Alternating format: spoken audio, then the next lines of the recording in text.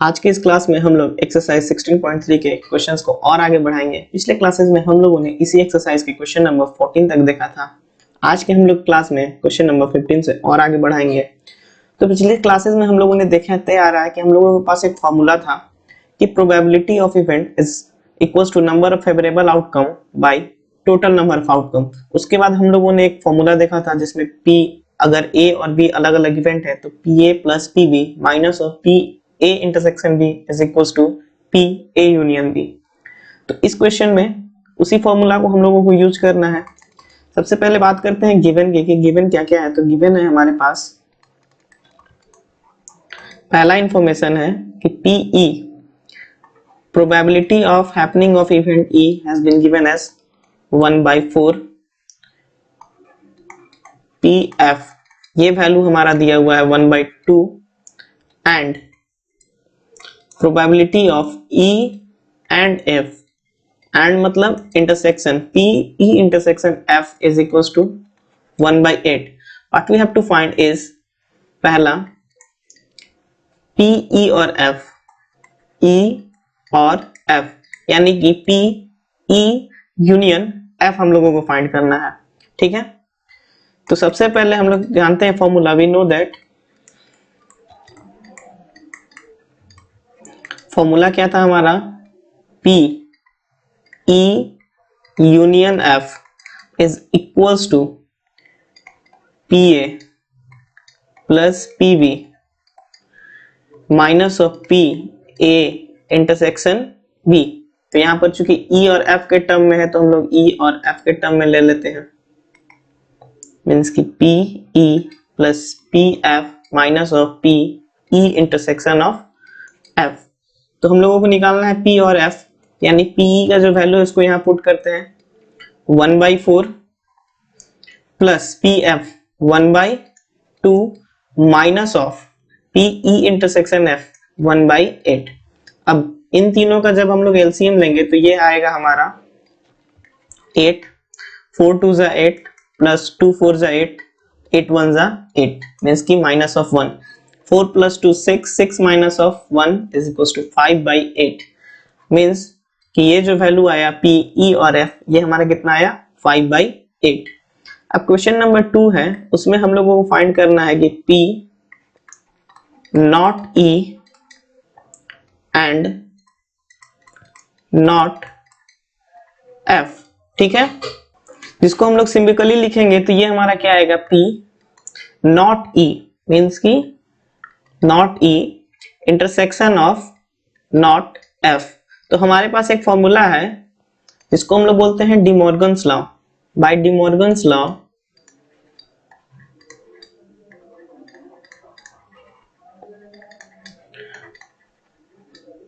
what we have is P not E intersection of not F is equals to E union F और इसका complete not. ठीक है, तो अब इस फॉर्मूला में हमारे पास क्या है कि इसको हम लोगों को सेटिस्फाई करने के लिए हमारे पास E यूनियन F है। सिंस E यूनियन F जो हम लोगों ने निकाल के रखा है ये क्या है हमारा 5/8 है, इंप्लाइज कि P नॉट या फिर PE union F not is equals to E union F not is equals to, अब 1 minus E union F that is equals to 5/8 that is equals to 3/8। ये वैल्यू आया हमारा, ये वैल्यू आया किसका, probability of E union F dash का। क्योंकि E union F dash जो है ये वैल्यू जो क्या है E dash intersection of F dash के बराबर है। दस P E not intersection of F dash F not is equals to 3/8 and this will be your answer। और ये भी क्या था हमारा आंसर। ठीक है, आगे बढ़ते हैं। आगे बढ़ने से पहले आपको बता दें कि ये हमारा एजुकेशन कैंपस का चैनल है जो कि YouTube पे चलाया जाता है। इस चैनल पर आपको क्लास 5 से लेकर क्लास 12 तक के सारे सब्जेक्ट के एनसीईआरटी सॉल्यूशन मिलेंगे। एनसीईआरटी सॉल्यूशन के अलावा आपको हमारे इस एजुकेशन कैंपस के चैनल पर हर तरह के स्टडी रिलेटेड मटेरियल्स भी मिल जाएंगे। अब बात करते हैं क्वेश्चन नंबर 16 की, कि इसमें क्या है कि events E and F are such that P not E or not F is equals to 0.25. State whether E and F are mutually exclusive or not. तो E and F are mutually exclusive हम लोग कब बोलेंगे कि जब E और F का जो इंटरसेक्शन है वो फाई होना चाहिए।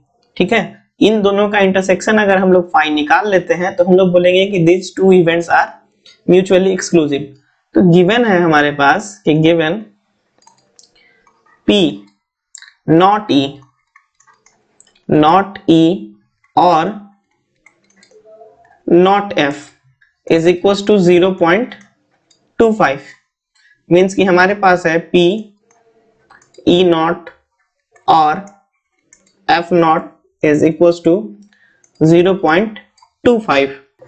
दिस implies that कि अगर हमारे पास ये वैल्यू है, दिस implies that कि P E intersection of F dash is equals to 0.25 as we have a formula कि E dash union of F dash is equals to E intersection of F not। ठीक है, तो हमारे पास आ गया कि E intersection of F dash जो है वो 0.25 है।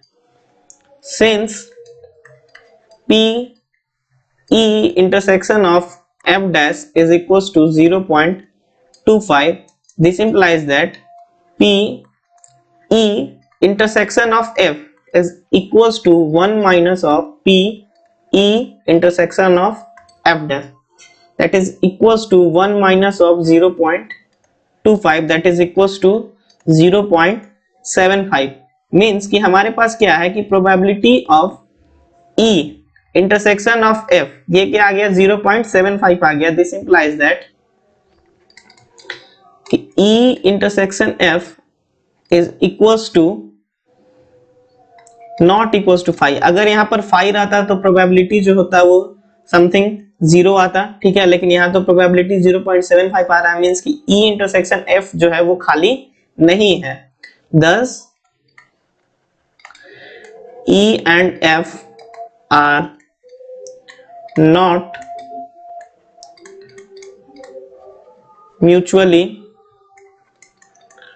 exclusive। ठीक है, ये हो गया हमारा आंसर। आगे बढ़ते हैं क्वेश्चन नंबर 17 की ओर।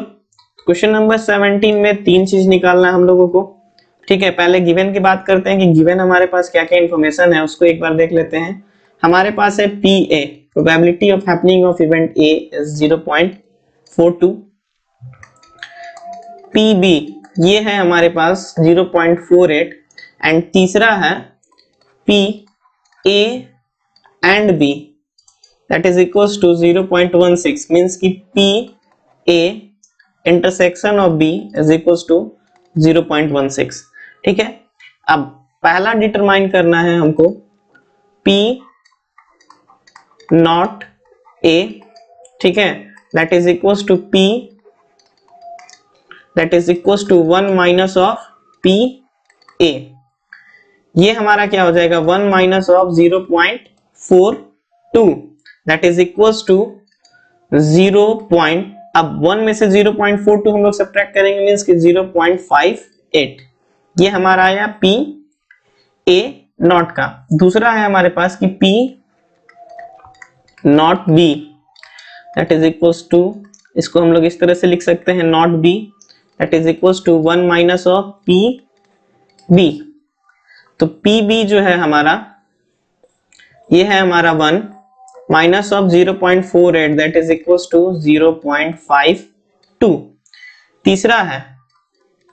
तीसरा हम लोगों को फाइंड करना है P A और B, that is यहां पर हम लोगों को फॉर्मूला यूज करना है। तो we know that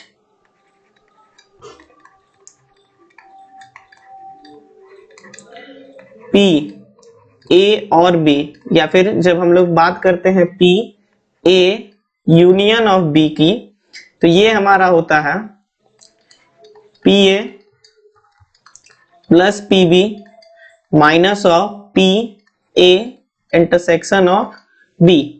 तो हमारे पास यहाँ पर सारी चीजें अवेलेबल है। पी ए का वैल्यू है हमारे पास पी ए, मीन्स कि this implies that P A और बी या फिर P A union B is equal to P ए।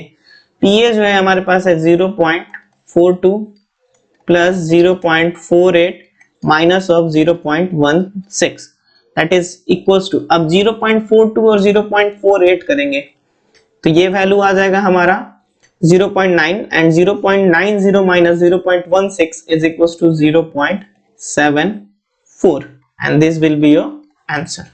ठीक है, अब आगे बढ़ते हैं क्वेश्चन नंबर 18 पे। कि क्वेश्चन नंबर 18 में है कि in a class 11 of school 40% of students study mathematics and 30% students biology, 10% of the class study both mathematics and biology. If a student is selected at random from the class, find the probability that he will be studying mathematics or biology. सबसे पहले बात करते हैं कि class 11 के जो बच्चे हैं वो क्या करते हैं कि 40% जो है वो मैथ पढ़ रहे हैं, 30% है बायो पढ़ रहे हैं और 10% ऐसे हैं मैथ्स और बायो पढ़ रहे हैं। 11th में जब आप रजिस्ट्रेशन करा रहे होंगे तो आपको ये चीज मिला होगा कि आपको जब 11th में पढ़ना है तो आपको पीसीएम लेके पढ़ना है या फिर पीसीबी लेके पढ़ना है। तो कितने बच्चे होते हैं कि जो मैथ लेते हैं, बायो लेते हैं और कितने दोनों लेकर पढ़ते हैं। तो इसी तरह का एक 11th क्लास है जिसमें हमारे पास गिवन है कि 40% of the students study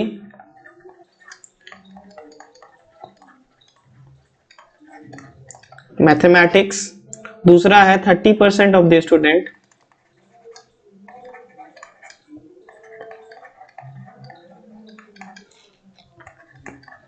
study biology और तीसरा कंडीशन जो दिया हुआ है कि 10% of the class study both mathematics and biology.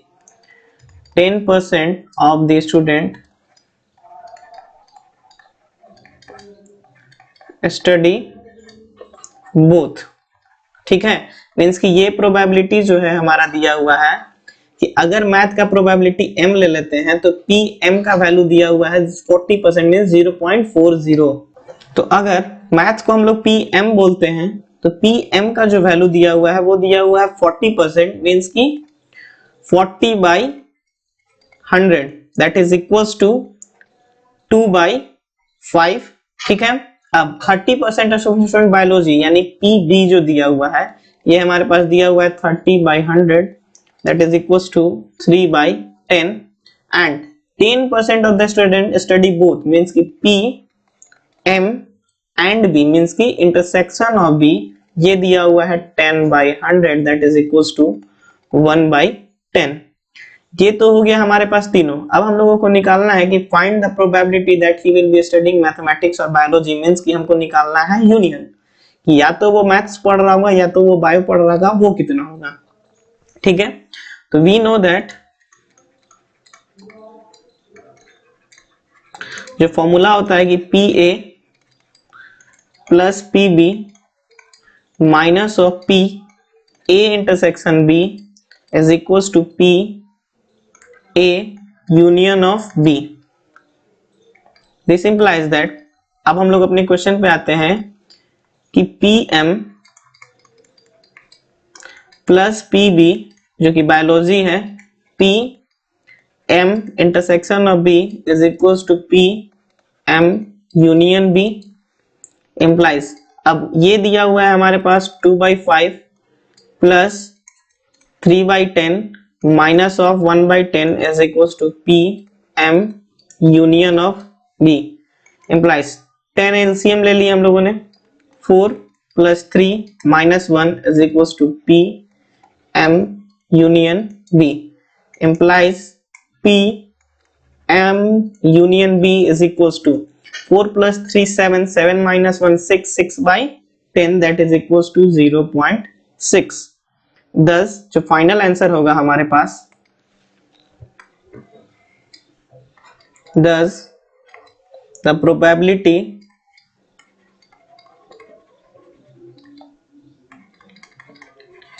that he will be studying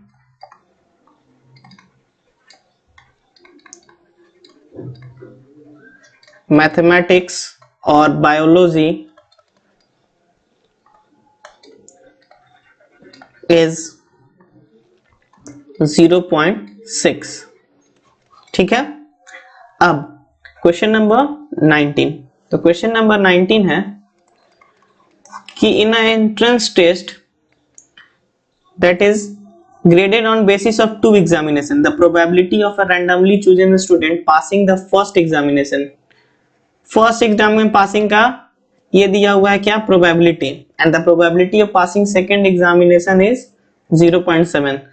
the probability of passing at least one of them, at least one of them का मतलब है कि पी, ए और बी, तो व्हाट इज द पॉसिबिलिटी या फिर probability of passing both. ठीक है, तो let A be the possibility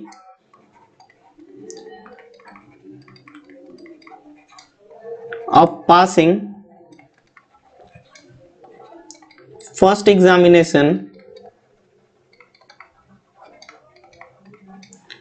and B be the possibility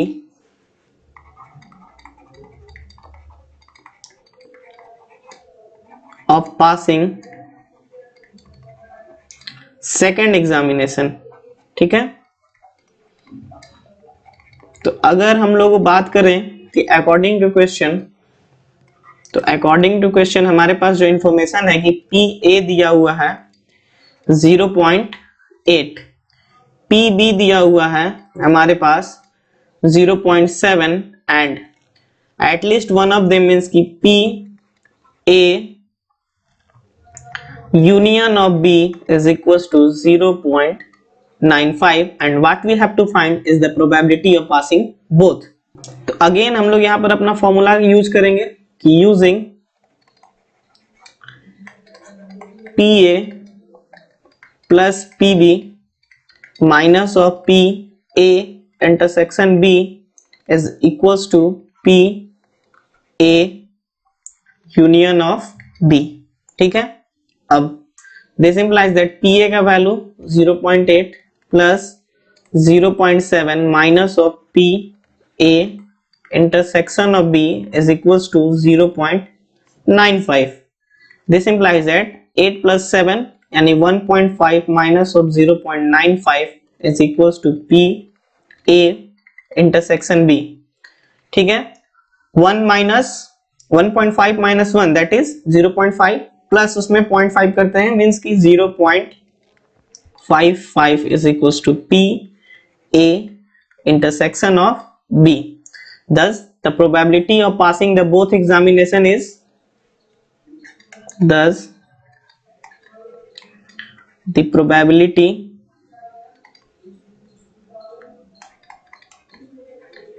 of passing both the examination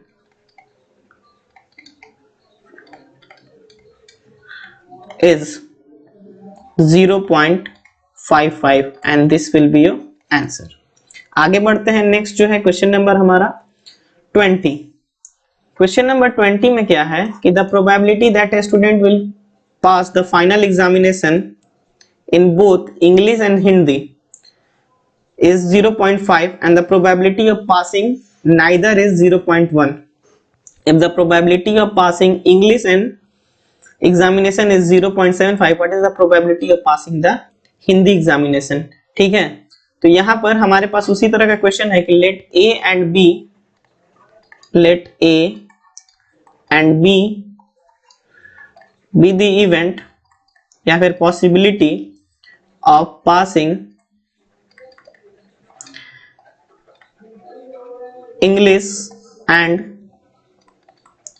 Hindi examinations respectively। ठीक है, कि A जो है वो इंग्लिश एग्जाम का पास दिखा रहा है और B जो है वो हिंदी एग्जाम में पास होने का इवेंट को दिखा रहा है। तो अकॉर्डिंगली क्वेश्चन के अकॉर्डिंग हमारे पास क्या है, पी ए मीन्स हमारे पास क्या क्या है, तो चार चीजें होता है। पी ए होता है पॉसिबिलिटी या फिर probability of passing English, probability of passing with Hindi, probability of A और B and probability of A and B. ठीक है, ये चार चीज होता है हमारे पास। तो हमारे पास गिवन क्या क्या है, तो सबसे पहले आते हैं क्वेश्चन पे वापस कि probability of passing the final examination in both English and Hindi, मतलब अगर दोनों में पास कर रहा है तो ये है 0.5 मींस कि 0.5 क्या है, ए एंड बी है। Probability of passing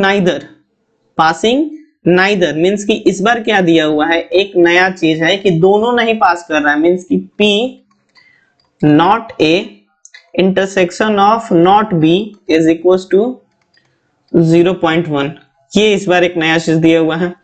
the probability of passing the English examination, तो इंग्लिश को हम लोगों ने ए से लिया है तो ये दिया हुआ है हमारे पास 0.75, और फाइंड क्या करना है, probability of passing the Hindi examination P B हम लोगों को फाइंड करना है। ठीक है, तो सबसे पहले इस बार दो फॉर्मूला यूज होगा हमारा। एक जो है हम लोगों ने जो पहले के क्वेश्चंस में यूज किया था कि D Morgan's law,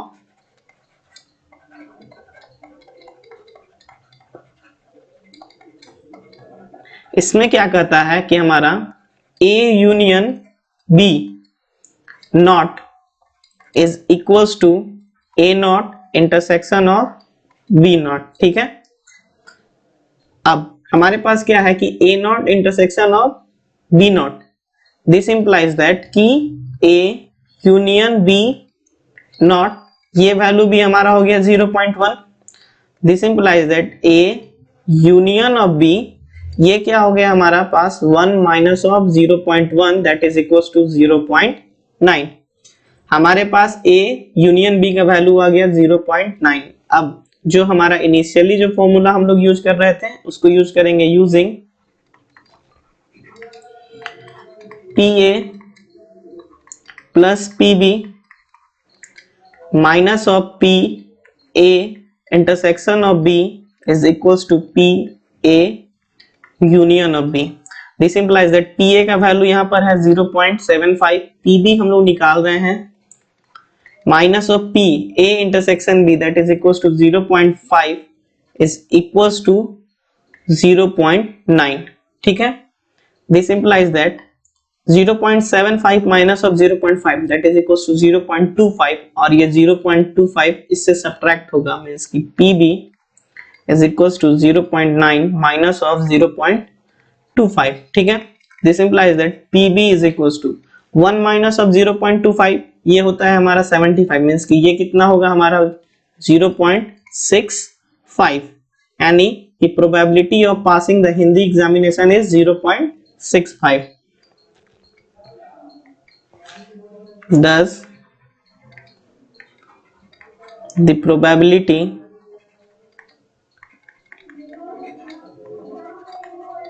of passing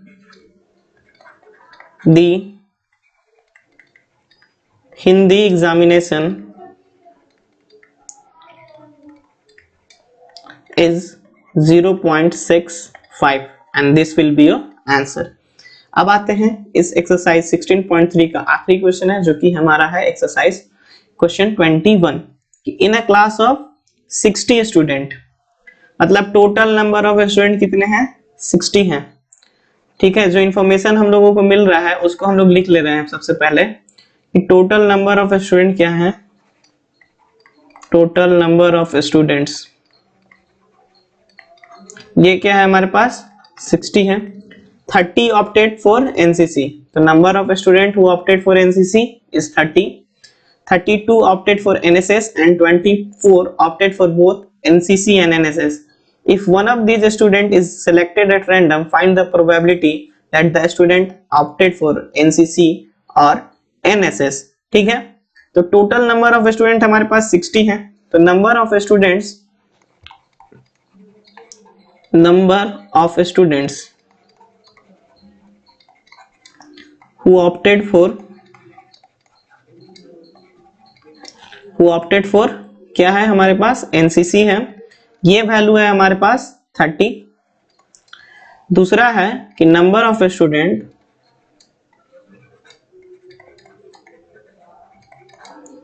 who opted for NSS, ये है हमारे पास 32 एंड 24 ऑप्टेड फॉर बोथ। तो नंबर ऑफ स्टूडेंट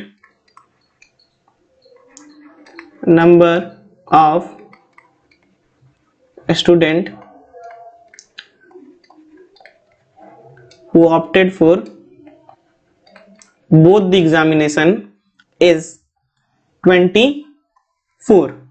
तो अब हम लोग इन तीनों का प्रोबेबिलिटी निकाल लेते हैं, ठीक है, कि प्रोबेबिलिटी अगर हम लोग इसको ए से डिनोट करते हैं, कि एनसीसी को अगर एनसीसी के इवेंट को हम लोग ए से डिनोट करते हैं और एनएसएस के इवेंट को हम लोग बी से डिनोट करते हैं, तो प्रोबेबिलिटी ऑफ ए क्या हो जाएगा हमारा इज 30/60, ठीक है, दैट इज इक्वल टू 1/2।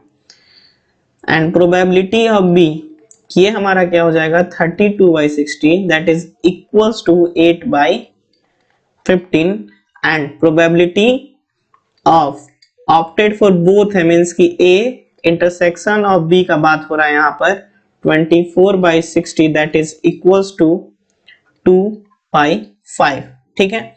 तो ये हमारे पास तीनों आ गया। अब हम लोगों को क्या निकालना है कि the student who opted for NCC और एनएसएस, मींस कि हमको निकालना है यूनियन, हमको निकालना है यूनियन। तो using P A plus P B minus of P A intersection B is equals to P A union of B, what we have is P A का वैल्यू 1/2 प्लस पीबी का value 8/15 minus 2/5, that is equals to P A union of B implies. अब 15, 2 और 5 common LCM जो होगा हमारे पास क्या है 30 है, लोएस्ट कॉमन मल्टीपल। यहां पर हमारा आया 15, ठीक है, 15 to the 30, 8 to the 16, 5 6 the 30 and 6 to the 12, that is equals to P A union of B, ठीक है। तो 16 minus 12 ये आया 4, 15 plus 4 that is equals to 19/30, 19/30 is equals to P A union of B, यानी हमारे पास value क्या आ गया P A union B का 19/30। Thus the probability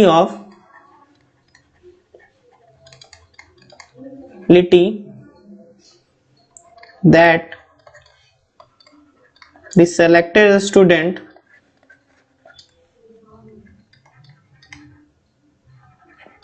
opted for NCC और एनएसएस इज 19/30, ठीक है। तो ये हो गया हमारा आंसर। अब आते हैं इसी 21 के क्वेश्चन नंबर 2 में कि the student has opted neither NCC nor NSS, ठीक है। तो एनसीसी को ए और एनएसएस को अगर हम लोग बी से डिफाइन कर रहे थे, तो हम लोगों को एक्चुअली क्या निकालना है इस क्वेश्चन में, इस क्वेश्चन में हमको निकालना है कि P not A and not B, ये हमको निकालना है इस क्वेश्चन में। मींस कि P not A and not B that is equals to P, इसको हम लोग इस तरह से भी लिख सकते हैं not A and not B that is equals to P A union of B not, ठीक है। ये कैसे हुआ, by De Morgan's law, by De Morgan's law, जो कि ये कहता है कि A not intersection of B not is equals to A union B not, ठीक है। तो हमारे पास ए यूनियन बी नॉट का वैल्यू नहीं है, तो that is equals to 1 minus of P A union B, ठीक है, that is equals to 1 minus of 19/30 from 1।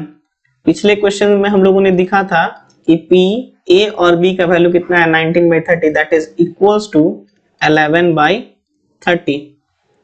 Thus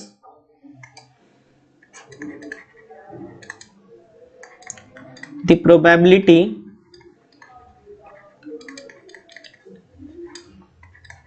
that the selected student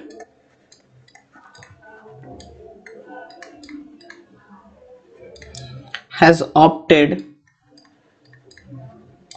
neither NCC nor NSS is 11/30 and this will be your answer।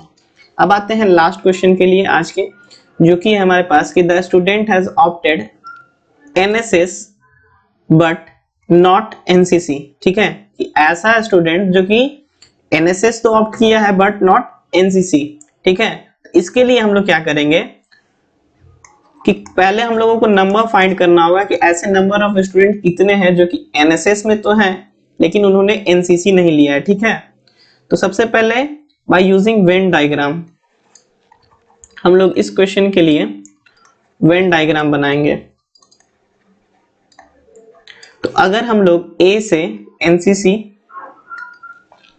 NCC को अगर हम लोग A से denote किए हैं, ठीक है, और NSS को हम लोग B से डिनोट कर रहे हैं, तो 30 स्टूडेंट ऐसे हैं जिन्होंने NCC को ऑप्ट किया है, ठीक है। 30 स्टूडेंट ऐसे हैं जिन्होंने NCC को ऑप्ट किया है, 32 opted for NSS and 24 opted for both NCC and NSS। तो अगर ये हमारा वेन डायग्राम का मेन बॉक्स है, टोटल नंबर ऑफ स्टूडेंट कितने हैं, यहाँ पर n बराबर है 60 है, A और B। अगर A से हम लोगों ने NCC और B से हम लोगों ने NSS को दिखाया है, तो इन दोनों के बीच का जो कॉमन पॉइंट है वो कितना है 24 है। ये क्या दिखा रहा है कि इन्होंने दोनों लिया है, NCC भी और NSS भी। अब total number of student who has opted for NSS was 32, तो अगर 24 यहाँ आ गया तो यहाँ पर कितना बचेगा 8 एंड 30 ऑप्टेड फॉर NCC, यहाँ पर अगर 24 आ गया तो यहाँ पर कितना आएगा हमारे पास 6। मींस ये देखिए A क्या था हमारे पास, A हम लोगों ने लिया हुआ था NCC और B को हम लोगों ने लिया हुआ था NSS, कि A में हमारा भाई 30 स्टूडेंट होना चाहिए, तो 24 प्लस 6, B में है 32 होना चाहिए, कॉमन 24 होना चाहिए। तो क्वेश्चन में है कि ऐसे student who has opted NSS means कि ऑप्टेड NSS, ऑप्टेड NSS 32 हैं लेकिन इसमें से 24 ऐसे हैं जिन्होंने NCC भी लिया हुआ है। तो from diagram it is clear that there are 8 students who opted for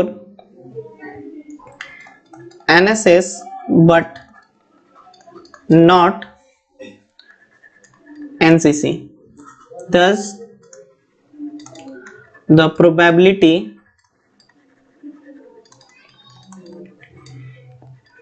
that the selected student